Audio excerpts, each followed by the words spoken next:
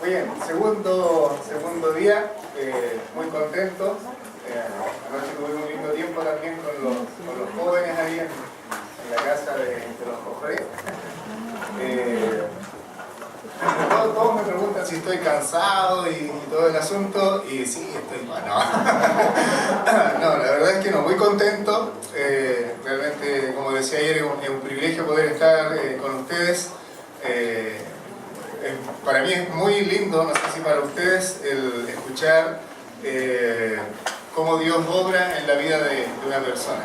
Escuchar a Lili y Jenny, cómo Dios hizo la obra en sus vidas, y que de una manera es tan particular, ¿cierto? Tan personal, pero al mismo tiempo historias que son similares a lo mejor a historias de algunos de los que estamos aquí. Pero es un milagro, realmente nuestra salvación, y toda la gloria, ¿cierto?, sea para nuestro Dios. Y también, no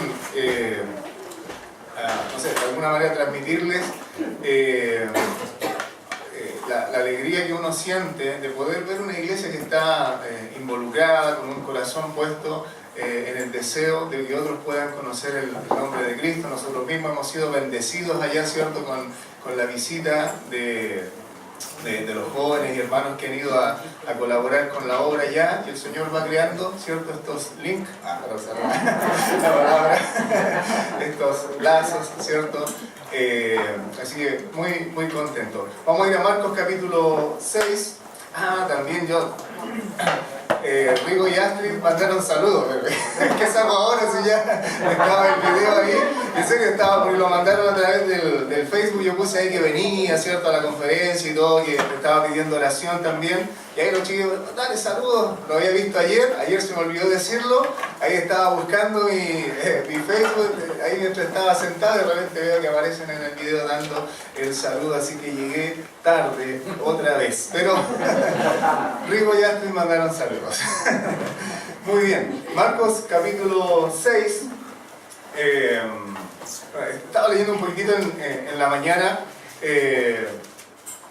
Pensé un poco esto. Nosotros idealizamos, ¿cierto?, muchas cosas, ¿ya? Siempre que tenemos un nuevo proyecto, ¿cierto?, vemos todo de una forma ideal, y es bueno. O sea, hay que tener un ánimo, ¿cierto?, una visión positiva. Y obviamente cuando hablamos de proyectos de Dios, si el Señor está con nosotros, como dice Romanos, ¿quién contra nosotros? Pero a veces nosotros dejamos un poquitito al Señor de lado y humanamente, ¿cierto?, idealizamos las cosas y las miramos de una forma un poquito romántica. Entonces, en ese sentido, estaba mirando en la mañana un documento en esta página Obrero Fiel que hablaba de los misioneros que regresan del campo misionero antes de tiempo.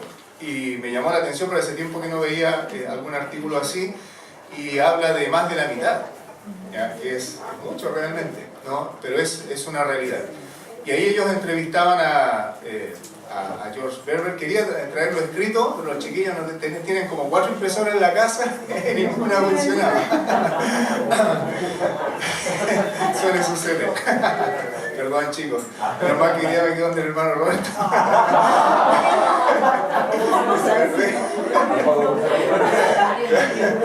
Okay, no, yo digo como lo estoy tratando ahí adelante.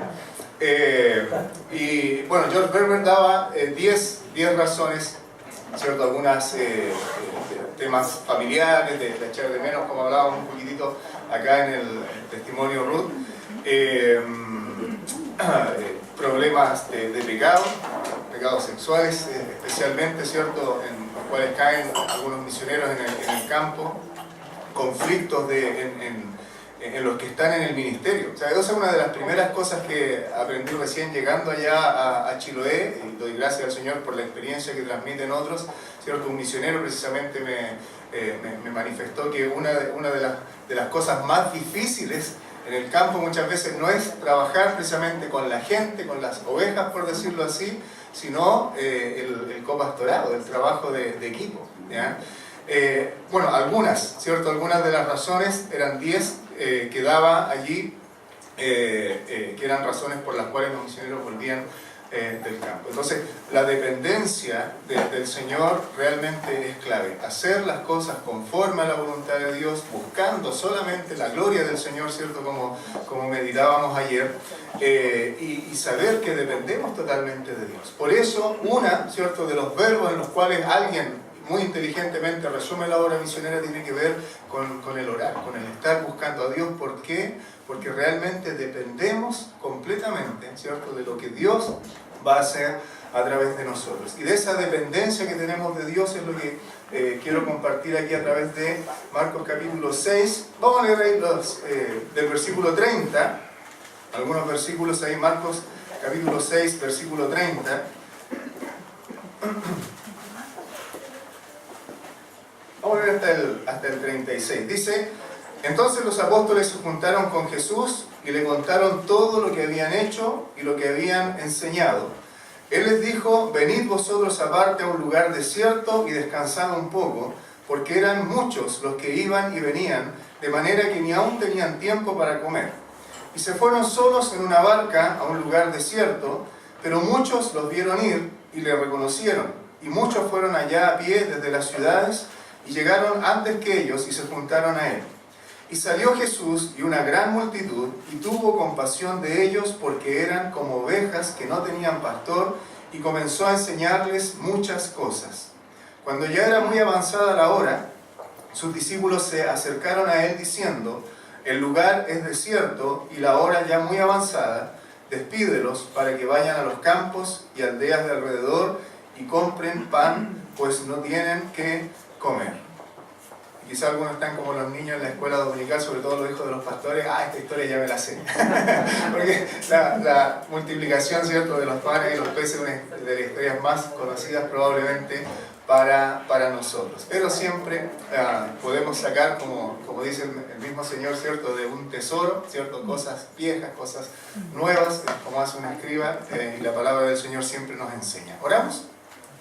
Querido Padre Celestial, venimos una vez más a tu palabra. Te agradezco, mi Dios, por este tiempo entre mis hermanos, Señor, por su dedicación, Padre Celestial, que es algo que me motiva, Padre Celestial, así que te doy gracias porque para mí es una bendición y un privilegio estar en esta congregación, Señor, en medio de hermanos que tienen el deseo de servirte. Puedo aprender muchas cosas, Señor, de ellos, de su ministerio, de su visión misionera, Padre Celestial, y en la práctica también las cosas que están haciendo. Gracias por el testimonio también de mis hermanos que vienen del extranjero, Padre Celestial, y gracias porque tu obra se sigue moviendo como ha comenzado desde el principio, y porque esta obra es tuya.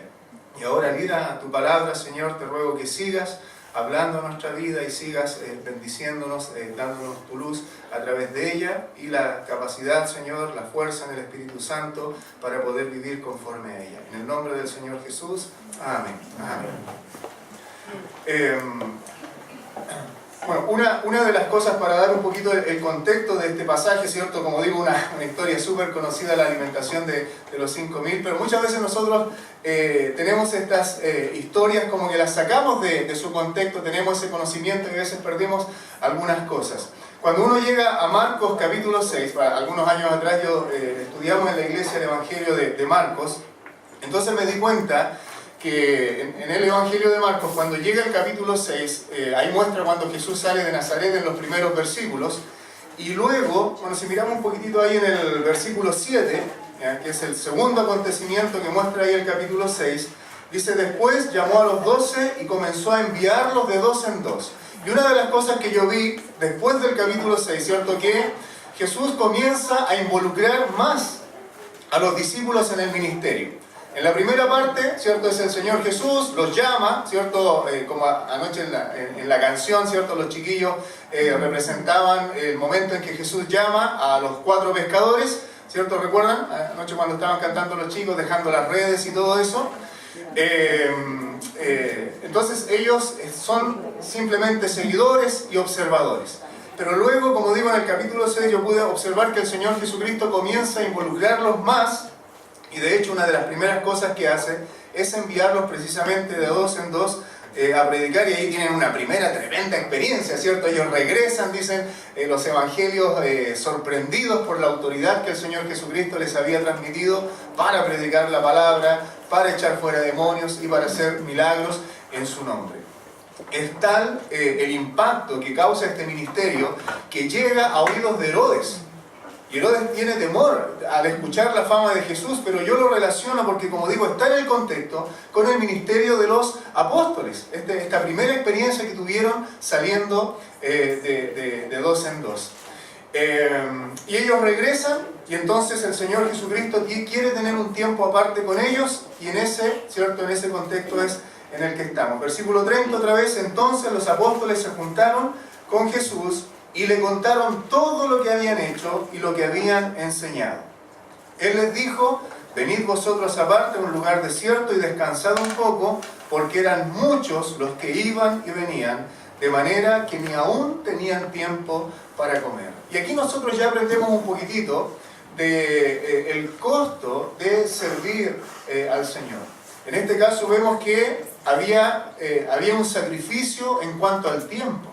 No había un tiempo personal, ¿cierto? No había un tiempo privado, porque mucha gente buscaba al Señor Jesucristo. Había una gran necesidad en la gente.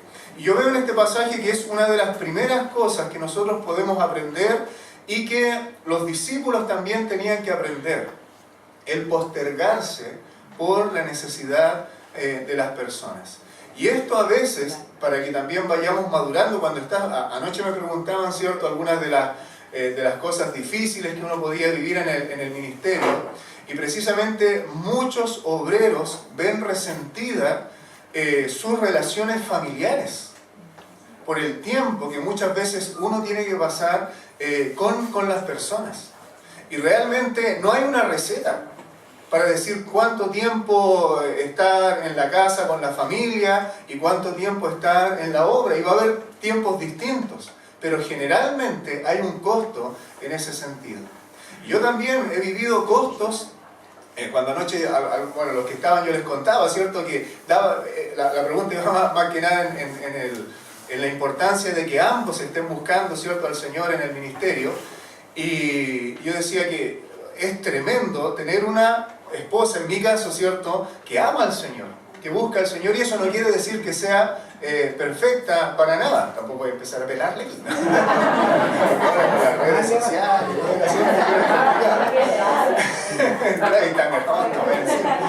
entonces, pero cuando ha habido algún conflicto y ha llegado la hora de conversar, y si ella está un poquitito cerrada a lo mejor en el asunto, el poder hablar con palabras del Señor, ¿cierto?, y saber que es una mujer que teme a Dios, me da una confianza en que yo sé que va a reaccionar, ¿entiende?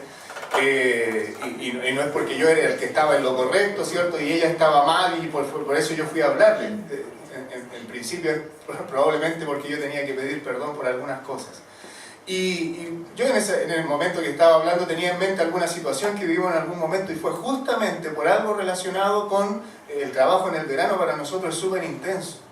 Entonces sentía como un descuido, ¿cierto?, de parte mía hacia la familia por esta razón.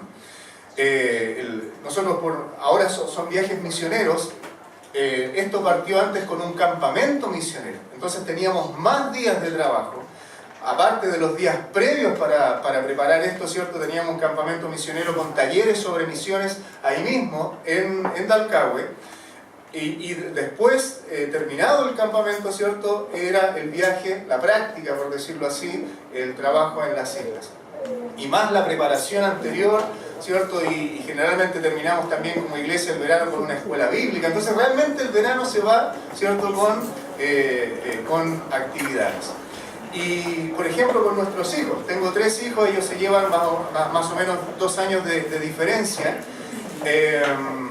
Y obviamente pasaron una etapa cuando eran chiquititos, los 3 eran chiquititos. Y claro, yo me daba cuenta que ellos andaban más que nada entre los campamentistas. De hecho, ahora me he enterado de algunas cosas, porque el más chico, no sé, siempre va a estar el más chico, el más desordenado. Ayer conversaba un poco sobre eso. Y ahora sé que, no sé, por las tonteras que te hacía entre medio de los chiquillos y cómo de repente los cabros también en un momento lo amarraron y lo dejaron encerrado. Cosas que yo me enteraba ahora después. Pero yo siempre he dado gracias al Señor y decía, claro, por un lado, de parte nuestra, como familia, como matrimonio, ¿cierto? Los chicos quedaban medios de lado en ese tiempo. De hecho, yo noté cuando ya eran un poquitito más grandes, pasaban esta etapa de la adolescencia, un poquito que reniegan de algunas cosas, se quedaron al margen también un poco de las actividades, ¿ya? Por ahí, no sé, nada, el mayor ven a sacarte la foto con el grupo, te costaba salir o no aparecía y cosas así, ¿ya? Pero luego, ¿cierto? Yo pude ver cómo, y yo he dado gracias al Señor por esto, porque mis hijos pudieron ver el ejemplo de jóvenes, de hermanos, porque han ido hermanas mayores, tuvieron en un momento que iban a ayudar en la cocina también y visitaban las casitas alrededor porque no, su físico, ¿cierto?, no les daba para trabajar. Pero bueno, más cercano a la edad, mis hijos vieron jóvenes, ¿cierto?, que querían servir al Señor, jóvenes alegres, con proyectos de vida y todo el asunto, estudio, toda la cosa, pero principalmente con el deseo de servir al Señor. Y yo siempre he dado gracias a Dios por ese ministerio, que en un sentido uno dice, bueno, es mi trabajo, demanda esto de mí, pero he recibido bendición personalmente y he visto la bendición en mi familia. Pero mi señora tiene también una visión un poco distinta. Lo que yo estoy diciendo lo comparte. Pero ella sintió más de cerca momentos, por ejemplo, en que mi hijo estaban pidiendo la comida, tenían hambre o algo así, y ella tenía que estar cocinando para ustedes, pues chiquillos, de los campamentistas. Y ella siente eso y sentía como una carga. Y hace poco hablamos sobre esto también, ¿ya? Entonces, como un pequeño ejemplo, ¿me entiendes?, de detalles de los cuales uno no se proyecta cuando precisamente está mirando este desafío misionero que nosotros tenemos por delante. Hay un costo. Y si el Señor no está con nosotros y no hay una búsqueda del Señor, realmente ese costo se va a transformar en algo bien doloroso para nosotros y para nuestras vidas. Aquí el Señor Jesucristo y los discípulos dicen que no tenían tiempo ni para comer. Se fueron en una barca, ¿cierto? Dice, una lancha, yo diría, ¿cierto?, allá en Chiloé, pero muchos los vieron ir y le reconocieron, y muchos fueron allá a pie desde las ciudades y llegaron antes que ellos y se juntaron a él. Versículo 34, y salió Jesús y vio una gran multitud y tuvo compasión de ellos porque eran como ovejas que no tenían pastor, y comenzó a enseñarles muchas cosas. ¿Pudieron tener este tiempo a solas? No pudieron. El Señor Jesucristo tuvo que postergar este tiempo con los discípulos porque veía la necesidad, ¿cierto?, de la gente que en ese momento era más apremiante. Y el Señor Jesucristo tiene compasión. Esto es lindo en el Señor Jesucristo. Cuando Él, el Hijo de Dios, se hace hombre, se hace realmente hombre igual que nosotros. Entonces yo me imagino a Él en ese momento viendo a la gente. Y Él la ve, como dice, ¿cierto?, la Escritura, como ovejas desamparadas que no tienen pastor, como gente que no sabe dónde ir, gente que no sabe qué hacer. Y, no sé, se le hace tal vez un nudo en la garganta, se le aprieta el corazón, como pasa con nosotros, ¿cierto?, cuando algo nos conmueve. Esto pasa en la vida del Señor Jesucristo, solamente que Él con una visión, ¿cierto?, más aún en la voluntad de Dios. ¿Y cuál es la respuesta del Señor Jesús a la necesidad de la gente? O pensando, Él ve, ¿cierto?, a la gente desamparada y dispersa como ovejas que no tienen pastor, que no tienen guía, como yo decía, que no saben dónde ir. Ahora el Señor Jesucristo, mirando, ¿cierto?, desde la diestra de Dios el Padre, ve todo un mundo que sigue en la misma condición, en la misma situación, como ovejas desamparadas y dispersas que no tienen una guía. No saben qué hacer con sus vidas. Y cada día más, lamentablemente, sobre todo en nuestra sociedad y en nuestra cultura, ¿cierto?, vemos cómo hombres, jóvenes, mujeres, niños, están cada día más perdidos, aún los más adultos. ¿Qué hacer con sus vidas? ¿Qué hacer con su sexualidad? Y no solo no hay pastores, no hay guías, hay falsos pastores, falsos guías que están mostrando caminos totalmente distintos. y que se está llegando, bueno, no estamos muy al tanto con esto, legislando en nuestro país, ¿cierto?, sobre matrimonio homosexual, sobre aborto. Todo esto tiene que ver, ¿cierto?, con una forma de vida totalmente errada, un camino ancho, ¿cierto?, que lleva a la perdición. Y es digno realmente de compasión lo que está pasando en nuestra humanidad. No debe extrañarnos, ¿cierto?, pero en un sentido es triste. Los matrimonios, el quebrantamiento, ¿cierto?, que ya se va viendo como algo totalmente normal. Y bueno, podríamos hacer una lista súper larga. Esa es la condición de la gente que está a nuestro alrededor, ¿cierto?, como ovejas desamparadas y dispersas que no tienen pastor. ¿Y cuál es la respuesta del Señor Jesús a la necesidad de la gente? ¿Qué nos dice la Escritura? Cuando Él ve a la gente en esta situación, en esta condición, ¿cuál es la respuesta del Señor Jesús? ¿Qué dice? ¿Cuál es la reacción? ¿Qué hace el Señor Jesús? ¿Qué dice ahí literalmente? Y comenzó a enseñarles muchas cosas. ¿Qué es lo que necesita la gente? Necesita la palabra de Dios, necesita las Escrituras.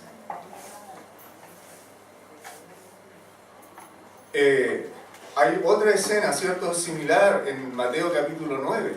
El Señor ve a la gente otra vez como personas desamparadas y dispersas que no tienen pastor, y Él dice: rogad al Señor de la mies que envíe obreros a su mies. Y Mateo 10 dice que Él comienza a enviarlos de 2 en 2 a predicar. ¿Cuál es la necesidad de la gente? Fíjese, el Señor Jesús nos dice: rogad por abogados, rogad por médicos, rogad por psicólogos, etcétera, que puedan ayudar a la gente. Rogad por obreros.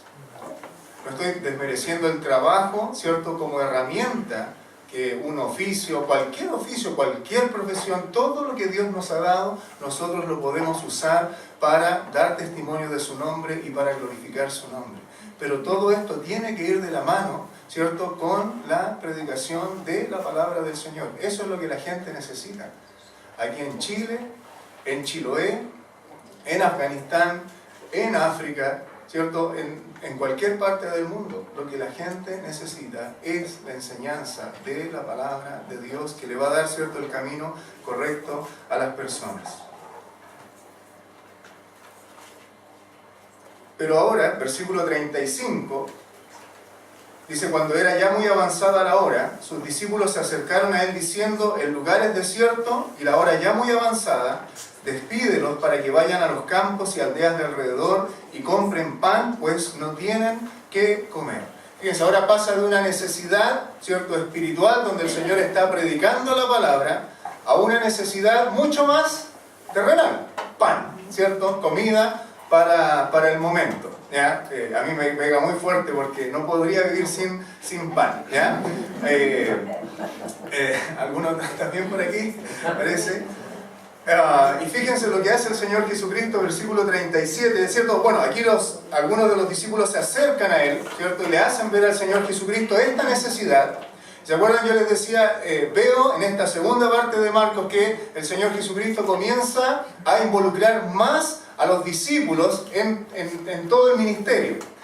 Y el Señor Jesús, ¿cierto?, ahí le dice en el versículo 37, respondiendo, Él les dijo: dadle vosotros de comer. Señor, la gente necesita pan. Bueno, denle ustedes de comer. Vamos a mirar un poquitito el pasaje paralelo en Juan capítulo 6. No pierdan ahí Marcos, ¿cierto?, porque vamos a volver. Pongan un papelito, un marcador de Biblia. Eso es lo mismo aquí. Juan capítulo 6, que nos da algunos detalles adicionales, ¿cierto?, de esta historia.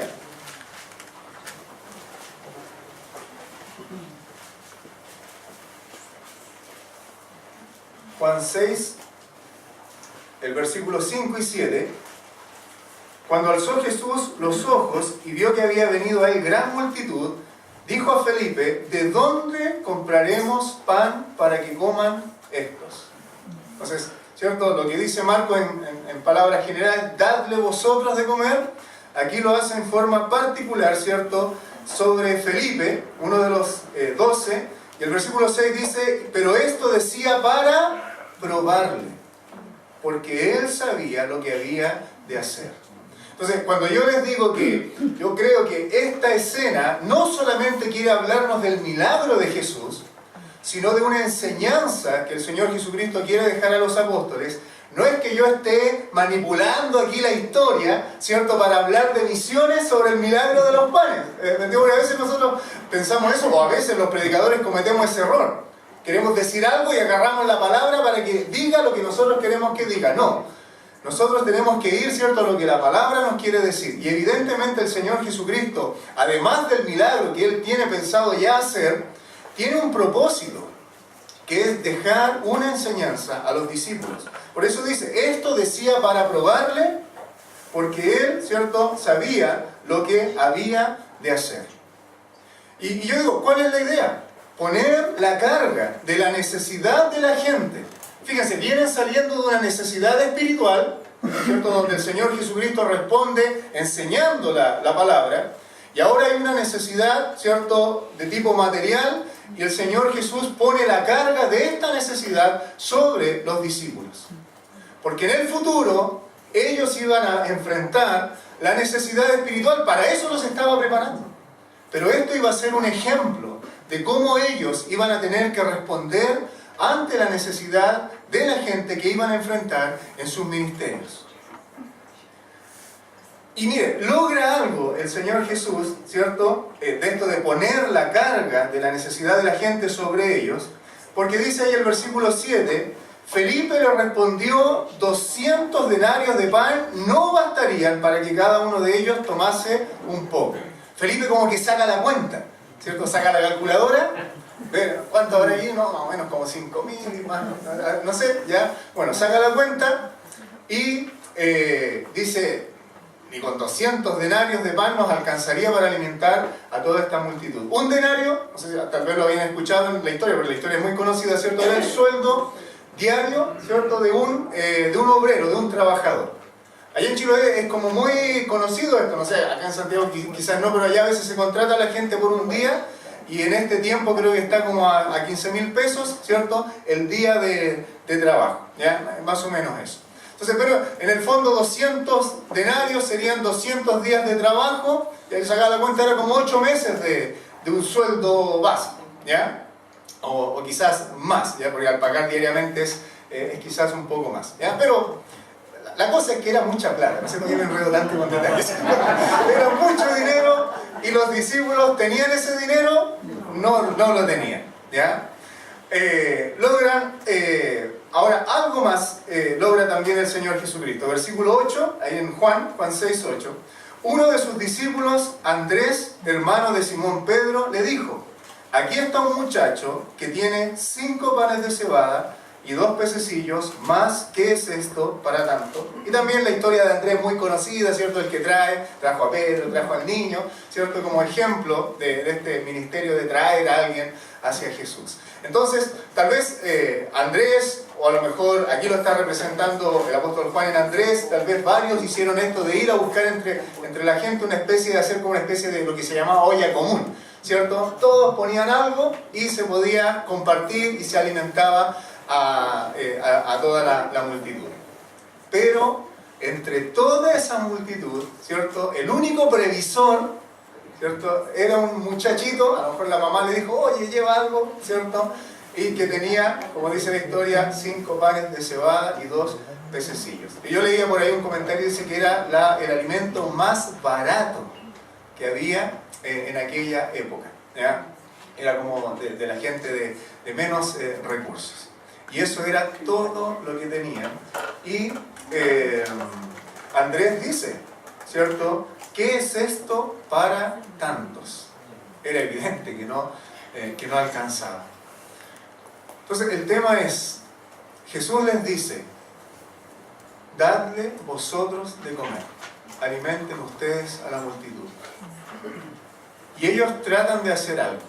Felipe saca la cuenta, a ver si les alcanzaba, ¿cierto? Judas, ¿cuánto tenemos? No alcanza. Encima el otro robaba.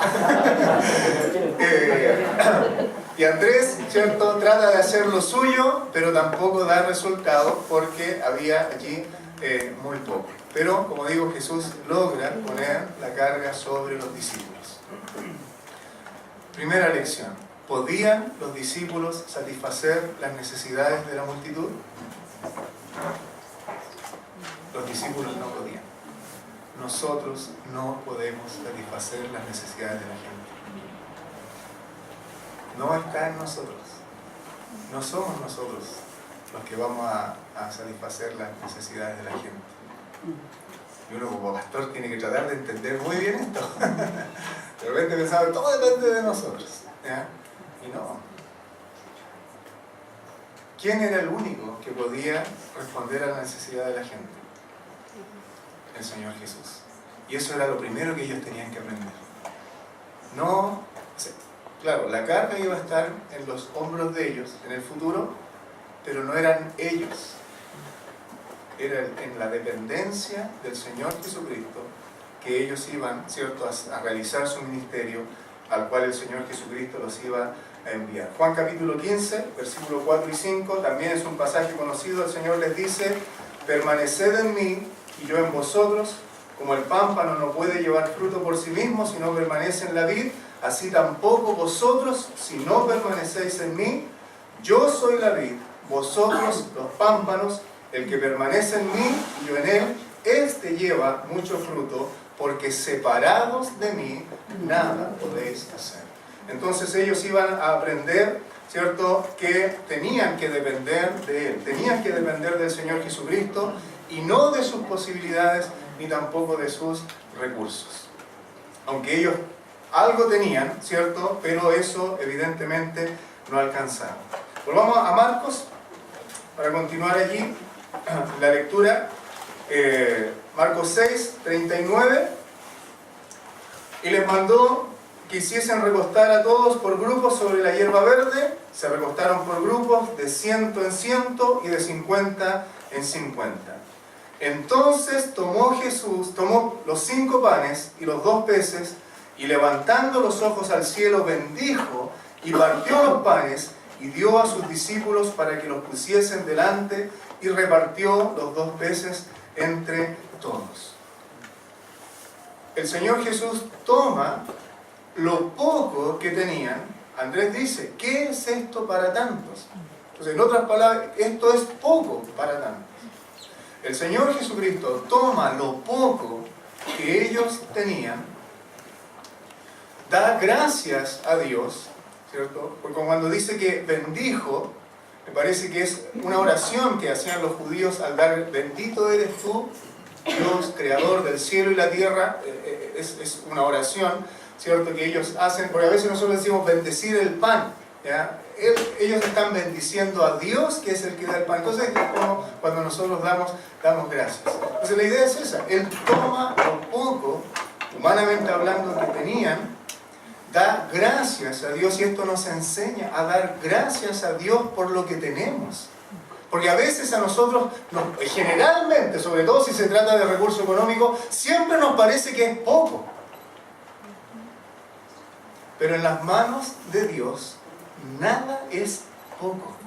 Todo es suficiente y es de agradecer al Señor. Puede ser que sientas que, no sé, tienes poca educación, poco dinero, poca personalidad. Pero en las manos del Señor Jesucristo no es poco, en dependencia de Él. Siempre debemos dar gracias a Dios entonces por lo que tenemos y poner, ¿cierto?, lo que tenemos, los recursos que Dios nos ha dado a su disposición. Los apóstoles tenían que aprender a depender del Señor Jesucristo, ¿cierto?, como decíamos, para el futuro ministerio. Y piensen ustedes, 12 hombres con pocos recursos, sin posiciones de influencia, sin una gran educación,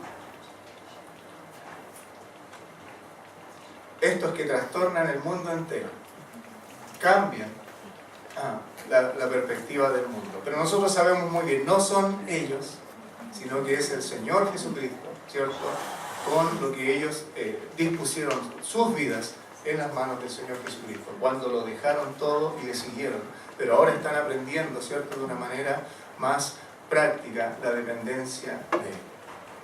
Y anoche también conversaba con algunos de los chicos, bueno, decía también Ruth, nosotros hemos recibido mucho, ¿cierto? Hemos recibido, y me da la impresión de que nuestra cultura en general es muy de recibir y muy poco de dar, y que yo lo veo mucho también. Por eso de repente es tan fácil para nuestra gente, ¿cierto?, caer en triquiñuelas de tipo económico, estafas, ¿cierto?, sacarle la vuelta, no pagar el Transantiago y cosas de ese tipo, porque siempre estamos pensando en sacar provecho de algo. Y cuando alguien viene y nos da, con mayor razón. Por eso es que nos cuesta, como decía la Ruth, ¿cierto?, dar el giro y mirar hacia afuera, no mirar lo que nosotros, ¿cierto?, lo poco que tenemos y lo que necesitamos, sino que mirar lo que Dios nos ha dado y cómo nosotros podemos ser de bendición con lo que Dios nos ha dado. Y muchas veces en nuestra mente, yo creo que en ustedes no tanto, porque veo una iglesia que realmente está con disposición a dar para el Señor, pero sucede mucho en nuestras iglesias a nivel nacional. Cuando queremos emprender un desafío grande, ¿cierto?, sea misionero, sea un proyecto, muchas veces estamos mirando a los países del norte. Tenemos contacto, ¿cierto?, con Estados Unidos, con Alemania, ¿cierto?, etcétera, etcétera. Y muchas veces en nuestra mente decimos, no, es que son países ricos, la gente tiene mucho dinero, por eso es que ellos dan. Como nosotros somos pobres, nosotros no podemos dar. Si fuésemos ricos, ¿cierto? Y yo he escuchado a algunos hermanos incluso decir, cuando me gane el quino, voy a hacer el templo, voy a sostener misioneros, etcétera. Fíjense, Israel no era la potencia del momento en aquella época.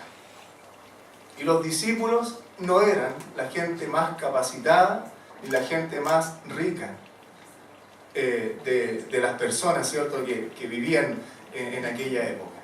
Como decía, pocos recursos, poca educación, poca preparación, en algunos casos poca personalidad también. Sin embargo, viajaron miles de kilómetros. Cuando tenían que después, ¿cierto?, ir a predicar el Evangelio, viajaron miles de kilómetros, tenían que hospedarse en diferentes lugares. ¿Le faltaron los recursos? Nunca le faltaron los recursos. Y como digo, Israel no era una potencia económica. Expusieron su fe ante sabios religiosos, ¿cierto?, de la alta estirpe religiosa en el mismo Israel. Vemos ahí a Pedro y Juan, ¿cierto?, frente al Sanedrín, y cuando salen para afuera dicen, ¿de dónde tienen estas palabras? Y Esteban también discutiendo, ¿cierto?, ahí con los de la sinagoga, y no podían resistir sus palabras. Tuvieron que enfrentar a gobernadores también. Y nunca les faltó la sabiduría ni las palabras. Y tuvieron que enfrentar torturas, ¿cierto?, muertes. Y nunca les faltó el valor.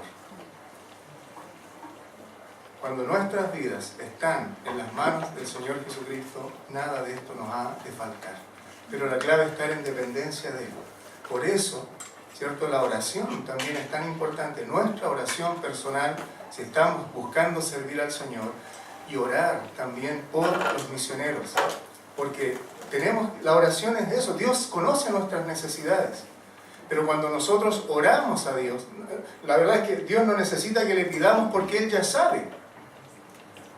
Pero, ¿cuál es entonces la razón de la oración? Yo creo que mayormente Dios nos ayuda a nosotros. Porque es la manera en que nosotros recordamos que dependemos de Él completamente.